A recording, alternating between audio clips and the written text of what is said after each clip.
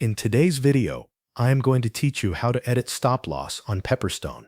To begin, make sure you are already logged in to your Pepperstone Trader platform. Once you are inside the platform, look toward the bottom section of the screen and find the Positions tab.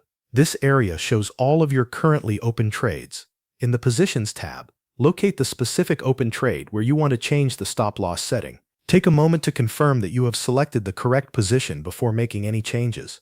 This is important because each trade can have its own stop loss level. After you find the right open position, right-click on that trade. A menu will appear with several available actions for that position. From this menu, select Modify Position. This will open the window where you can update the trade settings. Inside the Modify Position window, look for the Stop Loss field. This is the section where you can edit the current stop loss level for the trade. You can either type in the new stop loss price manually or adjust it using the controls provided by the platform. Enter the new level carefully so it matches the risk setting you want for that position. Once you have entered the new stop loss value, review it before continuing. Make sure the updated price is correct and that it reflects the level you intend to set.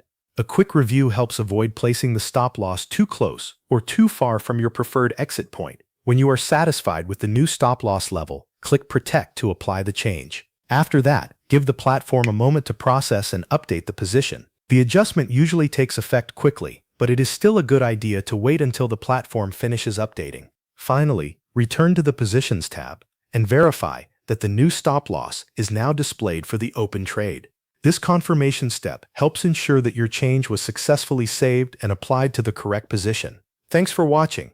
That covers everything you need to know.